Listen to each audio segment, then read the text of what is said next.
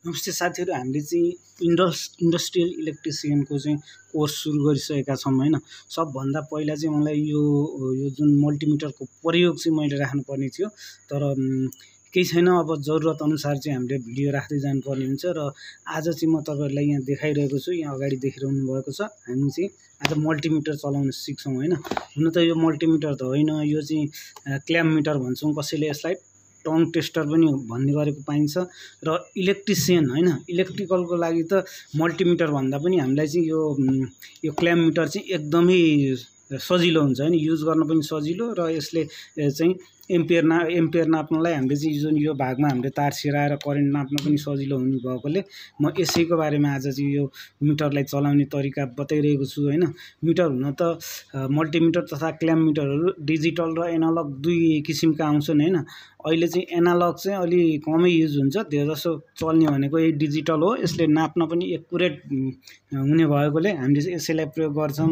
र हामीले मल्टिमिटरमा चाहिँ यो देखिन्न है, यो क्ल्याम्प छ नि जुन अगाडिको, यो चेप्ने भाग, तारलाई चेप्ने भाग चाहिँ मल्टिमिटरमा रहेको हुन्न। तर यहाँ मल्टिमिटरमा भएका फंक्सनहरु चाहिँ तपाईले यहाँ देख्न सक्नुहुन्छ। सम्पूर्ण फंक्सनहरु रहेका छन्, जुन करेन्टको फंक्सन बाहेक सम्पूर्ण फंक्सन चाहिँ यसमा देख्न सकिन्छ। तर हामीले करेन्ट चाहिँ यहाँ सजिलै चाहिँ नाप्न सकिन्छ हैन। आज चाहिँ यो एकदमै इम्पोर्टेन्ट हुनेछ यो भिडियो। म चाहिँ यो मल्टिमिटर कसरी चलाउने भनेर तपाईहरुलाई बताउन गइरहेको छु। सबभन्दा पहिला हामीले चाहिँ मल्टिमिटरलाई यो लिड चाहिँ किन्दाखेरि यो लिड चाहिँ बाहिर आएको हुन्छ र यो कमन तपाईले देख्न सक्नुहुन्छ। यो कमन लेखेको छ हैन, यहाँ कमन COM कम भनेर लेखेको छ। यसमा चाहिँ हामीले कालो तार जोड्नु पर्ने हुन्छ। यसरी हामीले कालो तार जोडिसकेका छौं। त्यसैगरी हामीले रातो तार चाहिँ यो पिनमा जोड्नु पर्ने हुन्छ। र अर्को जुन इलेक्ट्रोनिक्स मल्टिमिटर भने 3 पिनको आउँछ हैन, त्यो चाहिँ हामीले इलेक्ट्रोनिक्सको कोर्स गर्दाखेरि अर्थात इलेक्ट्रोनिक्स सिक्दाखेरि चाहिँ हामीले त्यो सिक्ने छौं। आज भने यसलाई चलाउन सिकौं। र मैले यहाँ प्रोब राखिसकेको छु। प्रोब इन्सर्ट गरिसकेपछि यसको दुईटा टुप्पा तपाईले देख्न सक्नुहुन्छ। यो पोजिटिभ, जुन रातो पोजिटिभ साइड, र यो कालो चाहिँ नेगेटिभ साइड। अब यसमा विभिन्न फंक्सनहरु तपाईले देख्न सक्नु भएको छ, देखिरहनु भएको छ। यहाँ रहेको छ अफ, यसलाई हामीले घुमाउने बित्तिकै यो चाहिँ अन हुन्छ हैन। अन भइसकेपछि तपाईले यहाँ सुरुमा देख्नुभयो भी भनेको भोल्टेज हैन। भोल्टेज चेक गर्नको लागि चाहिँ हामीले यो प्रोबलाई जहाँ एउटा डट रहेको हुन्छ, सबै मल्टिमिटरमा चाहिँ एउटा डट रहन्छ। यो डट भएको भाग चाहिँ हेर्नुपर्छ। यो थोप्लो कहाँ छ, त्यो थोप्लो अनुसार चाहिँ हामीले सिलेक्ट गर्दै जानुपर्छ। अहिले हामी भोल्टेज सिलेक्टरमा छौं हैन। अब यो भोल्टेज सिलेक्टरबाट हामीले AC DC दुईटै चेक गर्न सक्छौं। कुनैमा AC DC को लागि छुट्टै बटन पनि हुन सक्छ हैन। यसमा चाहिँ यो बटन दाबिसकेपछि तपाई यहाँ देख्न सक्नुहुन्छ। क्यामेरामा अलि गाह्रो भइरा हैन। यो चाहिँ अहिले DC मा सिलेक्ट छ हैन, DC मा छ। यो दबाउने बित्तिकै अब यो AC मा आयो। यसरी यहाँ लेखेको यो क्यामेरामा देखाउन त मैले सकिरहेको छैन। जस यहाँ AC र DC को लागि एउटा सिलेक्टर स्विच रहेको छ। सबै मल्टिमिटरमा अर्थात यो क्ल्याम्प मिटरमा हुन्छ भन्ने चाहिँ ग्यारेन्टी हुन्न। जस तपाईले चेक गर्न सक्नुहुन्छ। नाइ भने AC र DC को लागि यो बटनले छुट्टै सारेर AC DC को भोल्टेज चेक गर्न पनि सकिन्छ हैन। तर यसमा चाहिँ यो सिलेक्टर स्विचबाट चाहिँ हामीले चाहिँ सिलेक्ट गर्न सक्छौं। र हाम्रो अहिले चाहिँ यो DC मोडमा रहेको छ।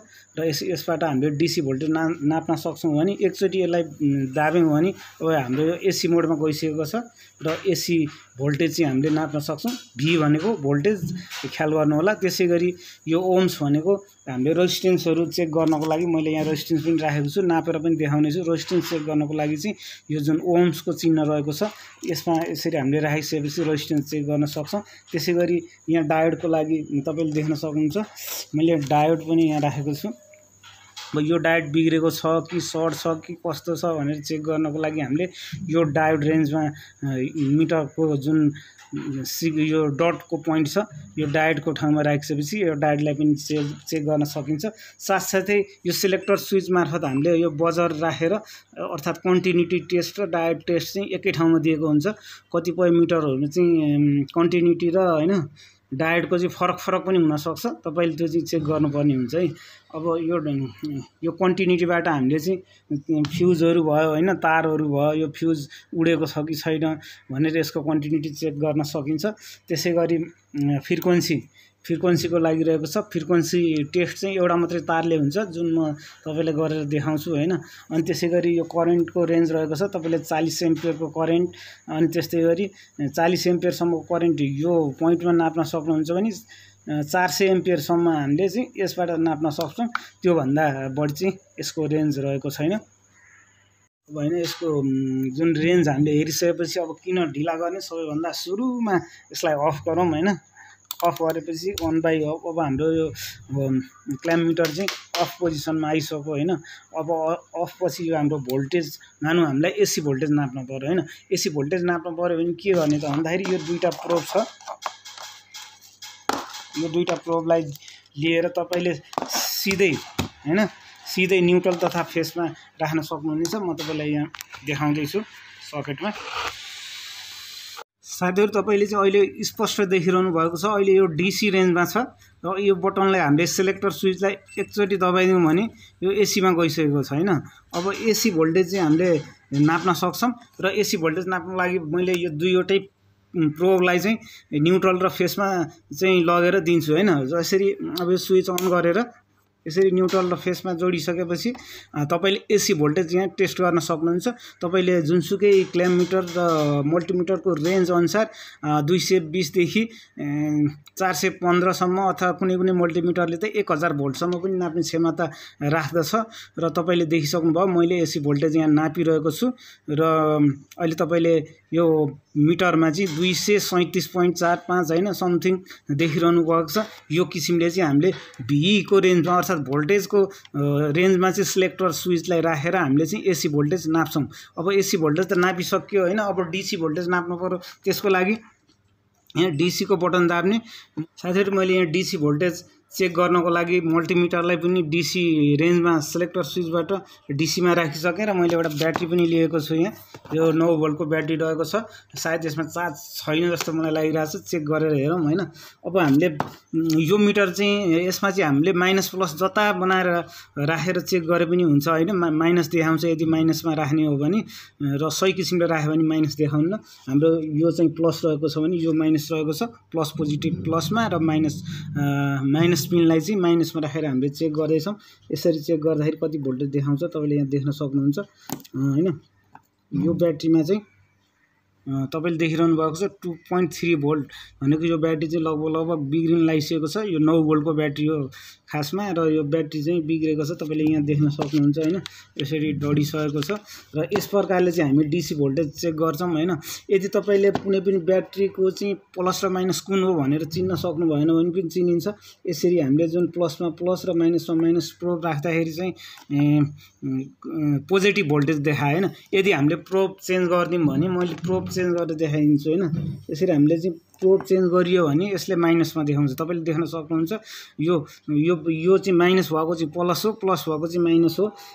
तपाईँले उल्टो नाप्नु भयो भनेर यसले बताउँछ, अर्थात् यसले नेगेटिभमा देखाउँछ। यस किसिमले हामीले डिसी र एसी भोल्टेज चाहिँ नापेर हेरिसक्यौँ होइन। अब पालो आयो के को आयो। अब त्यसपछि हामीले नाप्छौँ। अब हामीले भोल्टेज नापेपछि अब पालो आयो रेजिस्टेन्सको। अब रेजिस्टेन्स मैले तपाईँलाई यहाँ देखाउँछु।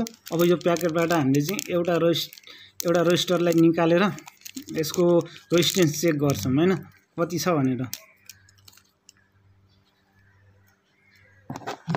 अब यसको हामीले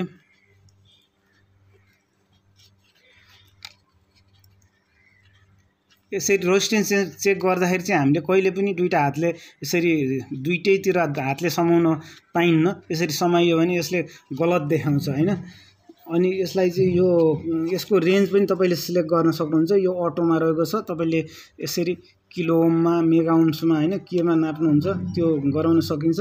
र यो मिटरमा चाहिँ अटो डिटेक्ट गर्छ यसले कति ओम्सदेखि कति ओम्ससम्म भनेर सिलेक्ट गरिरहनु पर्दैन, जुन मल्टिमिटर अनुसार फरक हुन्छ। अब हामीले चाहिँ यसको लागि चाहिँ यहाँ चाहिँ हातले छोप्न पाइन्न, एकतिर चाहिँ हातले समाते पनि रेजिस्टेन्स चेक गर्दाखेरि चाहिँ तपाईँले यहाँ देखिरहनु भएको छ होइन। म यसलाई यसरी राख्छु है।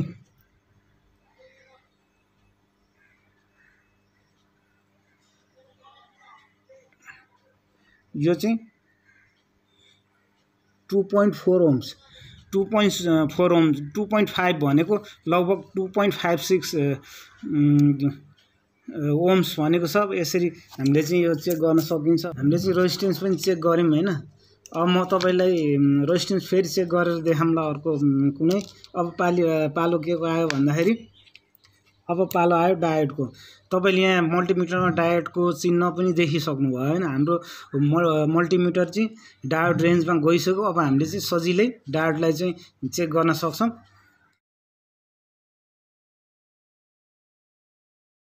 साथीहरु आज यो डायोड चेक गर्दाखेरि चाहिँ 10 चोटी त लाइनै गयो हैन। 10 चोटी लाइन गयो, 2 चोटी फोन आयो, गर्दा गर्दै लगभग 1 घण्टा लाग्यो मलाई यो डायोड चेक गर्दा गर्दै। त्यस्तो लाइन जाने आउने भइरहा। हामी यो डायोड चेकिङमा पुगेका थियौं। अब यसरी हामीले चेक गर्यो भने मैले मल्टिमिटर त अफै गरिरहेको छु। अब हामी कहाँ थियौं? डायोडमा। डायोड रेन्जमा हाम्रो यो सिलेक्टर स्विच बसिसकेको छ हैन। अब यसरी के भयो त देखाएन। यसरी डायोड चेक गर्दाखेरि एक साइडबाट चाहिँ अंक देखाउने हैन, एक साइडबाट देखायो हैन। अब अर्को साइडमा हामीले प्रोब चेन्ज गर्दा देखाउन यो किसिमले यो डायोड के छ भन्दा ठीक छ। यो चाहिँ हामी इलेक्ट्रोनिक्स कोर्समा गर्दै गरौँला। अहिले भने यो मिटर कसरी चलाउने त्यसैमा मात्रै फोकस रहनु होला। अब हाम्रो बाँकी रह्यो अन्त्यमा चाहिँ करेन्ट टेस्ट। करेन्ट चाहिँ हामीले यो प्रोबबाट नगरेर सिधै यसबाट गर्छौं। र साथसाथै यहाँ तपाईले फ्रिक्वेन्सी देखिरहनु भएको छ। हामीले यो मिटरबाट चाहिँ हैन फ्रिक्वेन्सी पनि चेक गर्न सक्छौं के। अब यहाँ हाम्रो एसी सप्लाईमा 220 त छ हैन, 50 हर्ज हुन्छ। हाम्रो 220 भोल्टेज सप्लाईमा भनेर भनिन्छ, छ कि छैन त कसरी चेक गर्ने त हैन। यसरी हामीले जुन यसको रेन्ज चाहिँ हर्जमा अर्थात फ्रिक्वेन्सीमा राखिसकेपछि एउटा मात्रै प्रोबले चेक गरिन्छ के फ्रिक्वेन्सी जहिले पनि। र फ्रिक्वेन्सी चेक गर्दाखेरि एसी भोल्टेजको फ्रिक्वेन्सी चेक गर्दाखेरि लेफ्टमा हैन राइटमा गर्नुपर्छ। राइटमा फेस आउँछ हैन। अब थाहा छैन मलाई यसमा कता फेस आएको छ। यसरी चेक गरेर हेरौँ। तपाईले यहाँ हेर्नु होला हैन। यसले त पुरै गडबड देखाइरहेको हैन। गडबड देखायो नि, 95 देखायो हैन। मतलब यो चाहिँ न्युट्रल हुन सक्छ। यो हामीले यहाँ फेसमा हाल्ने बित्तिकै के देखायो त 1/50.15 हर्ज चाहिँ के छ यसको फ्रिक्वेन्सी छ। यसरी हामीले चाहिँ मल्टिमिटरबाट सजिलै फ्रिक्वेन्सी पनि चेक गर्न सक्छौं हैन। यसरी न्युट्रलमा चाहिँ नराख्नु होला। न्युट्रलमा राख्यो भने यस्तो 95 100 अब के देखाइरहेछ। अब दुईटाको जोडेर हो कि हैन। जस हामीले फेसमा चाहिँ यसको हाम्रो राइटमा फेस हुनुपर्ने थियो, लेफ्टमा फेस चाहिँ रहेछ हैन। जस फेस जहाँ छ त्यही तपाईले चाहिँ फ्रिक्वेन्सी चेक गर्न सक्नुहुन्छ। यो 50 हर्ज छ। साथसाथै तपाईले चाहिँ विभिन्न पावर सप्लाईको क्लक फ्रिक्वेन्सी हैन, ओसिलेटरको फ्रिक्वेन्सी पनि तपाईले यही तरिकाबाट चेक गर्न सक्नुहुन्छ। अब यो डायोड रेन्जको बारेमा मैले यहाँ अर्को मोस्फेट पनि लिएर आएको थिएँ एउटा हैन। यो डायोड रेन्जमा तपाईले यहाँ देख्न सक्नुहुन्छ। मैले कहाँ राखेँ? डायोड रेन्जमा हैन। यो डायोड रेन्जबाट हामीले के चेक गर्न सक्छौं भने जस्तै यो डायोड भयो हैन। अनि त्यसपछि यो ट्रान्जिस्टर, मोस्फेट लगायतका सम्पूर्ण सेमिकन्डक्टरहरूलाई चाहिँ हामीले चेक गर्न सक्छौं। जस्तै अब यो चाहिँ हाम्रो मोस्फेटको गेट भयो हैन। हामीले गेटमा चाहिँ एउटा कुनै प्रोब राखेर यसरी ड्रेन र सोर्समा चाहिँ दिँदाखेरि केही भयो केही भएन हैन। मतलब अब यसलाई प्रोब चेन्ज गरेर हेरौँ है त। यसरी प्रोब चेन्ज गर्दाखेरि पनि साइन्स पनि केही छैन हैन। अब यो पिन र यो पिन हेरौँ। यो पिन र यो पिन पनि केही छैन भनेपछि यो मोस्फेट चाहिँ के भएको छ? बिग्रेको छ। यस प्रकारले हामीले चाहिँ सेमिकन्डक्टर तथा अन्य चीजहरु चेक गर्न सक्छौं। साथसाथै हैन हामीले चाहिँ जस्तै यहाँ मैले एउटा ड्रिल मेसिनको चाहिँ कोइल लिएर आएको छु। कोइल भन्ने के भन्ने यसलाई? यो चाहिँ फिड कोइल हो हैन। अब त्यसको पनि हामीले रेजिस्टेन्स चेक गर्न सक्छौं। यो इन्डक्टरको पनि रेजिस्टेन्स हुन्छ हैन। इन्डक्टरको रेजिस्टेन्सलाई चाहिँ हामी इन्डक्टिभ रिएक्टेन्स भन्छौँ के, रेजिस्टेन्समा भनेर इन्डक्टिभ रिएक्टेन्स भन्छौँ, जुन हामी पछिल्ला उसहरूमा पढ्नेछौँ। त्यस्तै गरी क्यापेसिटरको पनि हामीले रेजिस्टेन्स चेक गर्न सक्छौँ। छ कि छैन भनेर कसरी चेक गर्ने त, तपाईँले कन्टिन्युटीमा पनि राखेर चेक गर्न सक्नुहुन्छ। यदि हैन एकदम कम रेजिस्टेन्सको चिजहरू छ भने हामीले कन्टिन्युटीमा राखेर चेक गर्न सक्छौँ। त्यसको लागि एकचोटि बजरमा दाब्नुपर्ने हुन्छ हैन। यो मिटरको चाहिँ एकचोटि दाबेपछि रेजिस्टेन्समा हुन्छ र एकचोटि यो दाबेपछि चाहिँ कन्टिन्युटीमा जान्छ हैन। यसरी यहाँ हाम्रो कन्टिन्युटी आइरहेको छ, मतलब यो कोइल ठिक छ। यो किसिमले हामीले चाहिँ कन्टिन्युटीबाट पनि चेक गर्न सकिन्छ र एकदमै बढी रेजिस्टेन्स भएको चाहिँ हामीले ओम्समा राखेर पनि चेक गर्न सक्छौँ हैन। ओम्समा राखेर हामीले यसको रेजिस्टेन्स हेर्न सक्छौँ। कति आछ हेरौँ है। लगभग हैन 5 ओमको आसपासमा छ हैन। अब यसरी हामीले रेजिस्टेन्सको रेन्जमा राखेर हामीले विभिन्न चिजहरू चाहिँ चेक गर्न सक्छौँ।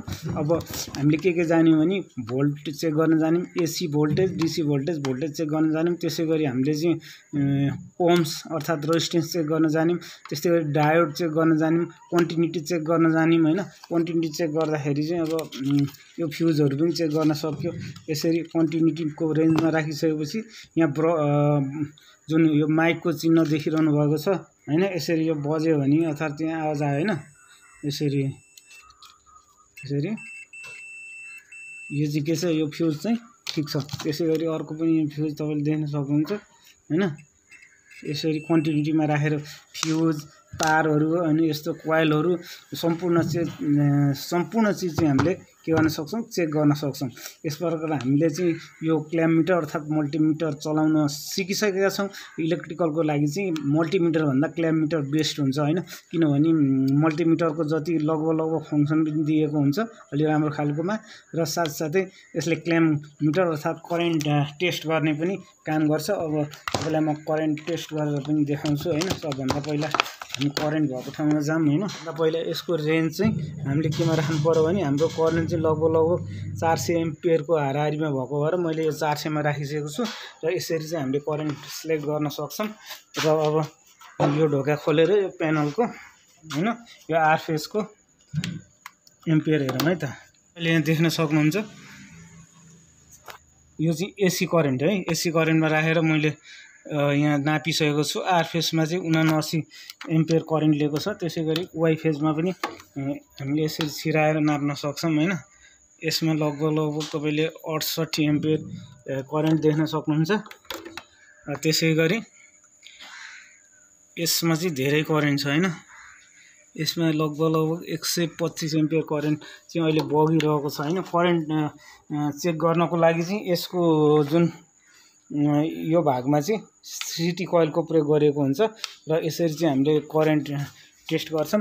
तपाईलाई आजको भिडियो कस्तो लाग्यो हैन कमेन्ट गर्दै गर्नु होला। र हाम्रो चाहिँ इन्डस्ट्रियल इलेक्ट्रिकलको कोर्स चलिरहेको छ र तपाईले यो भन्दा अगाडि चाहिँ स्टार डेल्टा कनेक्सनको बारेमा सिकिसक्नु भएको होला।